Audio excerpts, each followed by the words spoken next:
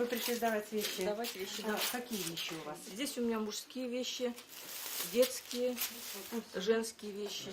То, что мы уже не носим. Вот так с миру по нитке они собирают бархан, еще не отживший свой век одежды. Не броска, но носка. Ольга Акунаева принесла аж 2 мешка с мужскими брюками и рубашками. Носить их дома уже некому, опускать, что называется, на тряпки или выкидывать жалко. Раньше я выбрасывала вещи, а сейчас вот банк появился вещи.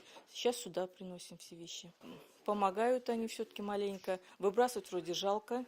Таких безвозмездных преподношений 50-60 за день, еще больше просящих. Это не магазин, но в банке вещей никто не запрещает скрываться в примерочной или часами ходить вдоль стеллажей. Вместо кассы и чеков благодарность от нуждающихся. Пользоваться банком могут бездомные, инвалиды, многодетные семьи. Ну, допустим, если ты безработный, да, и стоишь на учете в центре занятости, но бывает и такая ситуация, когда человек вот остался без прописки, люди когда обращаются, то есть как бы вот это тоже 25 число у нас.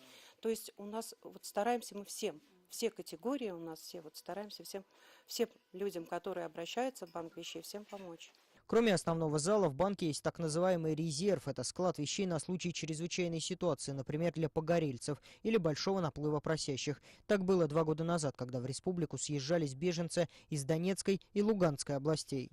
Только сегодня в банке вещей Стерлитамака хранятся около 10 тысяч предметов одежды, вещей и игрушек. На учете в центре стоит 1626 человек. Все это делает центр по безвозмездному приему и выдачу вещей самым крупным в Башкортостане.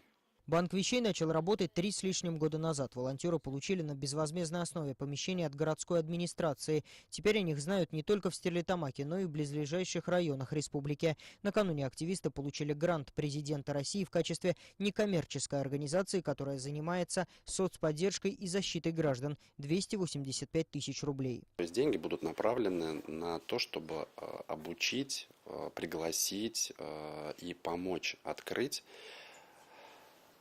такие же проекты, как банк вещей, но на территории республики.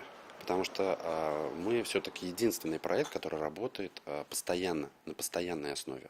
Что ни день, то в банке вещей акция. Сейчас приглашают нуждающихся родителей, чтобы собрать своих детей в школу. Правда, волонтеры признаются, детские вещи, как и игрушки, уходят на ура, а вот приносят их мало. И призывают неравнодушных людей чаще делиться добротой и одеждой с теми, кто материально обделен.